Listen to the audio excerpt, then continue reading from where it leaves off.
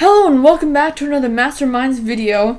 Today is another vehicle files, but this time a bit different. We'll be finding the differences between commercial aviation planes to hopefully have a better at plane spotting. I'll help you find the difference between a Boeing and an Airbus plane, such as the 707, 717, 727, 737, 747, 757, 767, 777, and 787, as well as Airbus's A310, A320, A330, A340, A350, and the A380. So as always, make sure to subscribe and share the video. We make 3 videos a week. So now, into the video.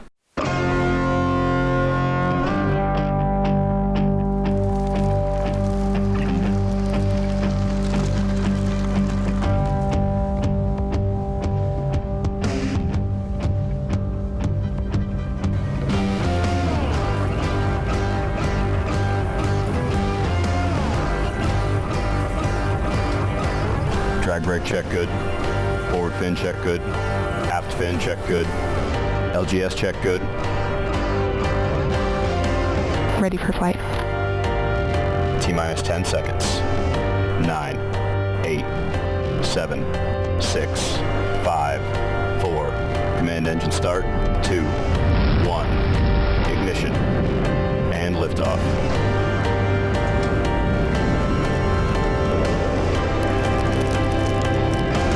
Okay, so now to the big differences about Airbus and Boeing aircraft. First is the cockpit windows. On pretty much all Boeing planes, the end of the segment is slanted down like a V shape. But likewise on the Airbus planes, it's a flat right angle. And the end segment, but the McDonnell Douglas planes, like the ND-80, follows the Boeing window configuration. But that is for a future video. And now to the other big difference is that the Airbus planes have a much duller nose, while Boeing's have a much sharper nose, but excluding the A320, which was designed by Bombardier, because are all very different aircraft for the likes of Airbus. Then what about the 737? Well, the only Airbus listed that is in the size range is the A320, the main competitor. A few things is that the A320 is actually taller off the ground and has a higher engine clearance. Speaking of the engines of the and has a higher engine clearance. Speaking of the engines of the 737 variants in the 1990s, which had a flat bottom for this exact clearance problem. We'll get into this into the 737's vehicle files, as well as most 737s have big winglets, the older ones don't, but they have like really tiny engines. But the A320 has smaller things called sharklets, and that's basically Airbus's things of winglet. The next in the lineup is the 747, but remember the Boeing lineup is based upon when it was created, but the Airbus is based upon size.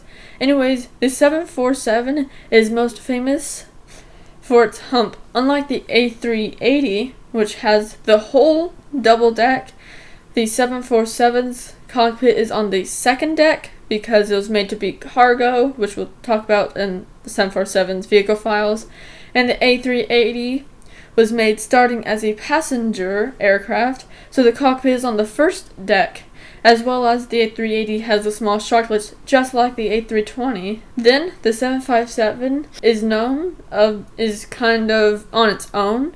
I personally like to recognize it as a pencil because it's very thin and tall off the ground. Okay, so now on to the challenging parts. The 767. The 767 challenges the A330, and one of the only differences other than size or a tiny antenna on top of the front of the 767 is the winglets. The 767 has way taller winglets than the A330, but if the 767 doesn't have winglets, which a lot of them do, then the A330 always has them. So either if the 767 has them, then they're taller.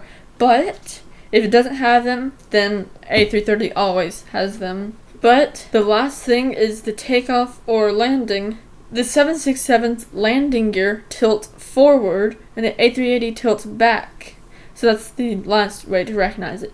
The A310 is also a competitor, and it is a lot smaller than the A330, and there are no sharklets at all. This is a problem now because the only way to tell the difference is the landing gear on the A310, because it doesn't tilt at all. It just stays with the plane. So what about the A340? Well, the A340 doesn't really have a competitor.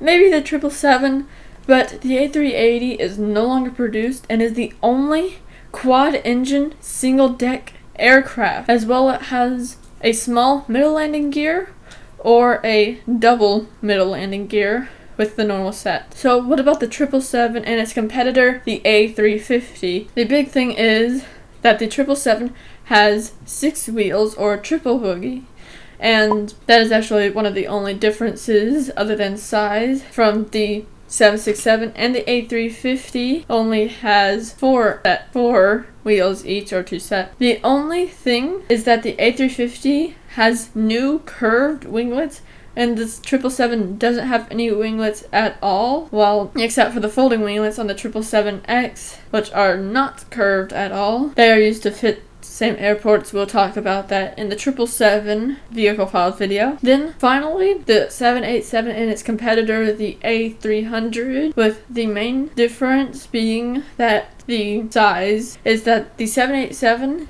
has curved new wings and the A300 has tiny sharklets, as well as the 787 has a chevron on the rear of the engines, as well as the 747-800. Anyways, we are going to do another episode of this, like, McDonnell Douglas planes. So anyways, make sure to subscribe and share the video. We make 3 videos a week, so check those out. We're going to do another one of this in the future, and all of these planes that were mentioned are probably going to be in the vehicle files in the future. The problem is that there's a lot of them, and I can only do 1 to 2 plane videos per week. So anyways, bye.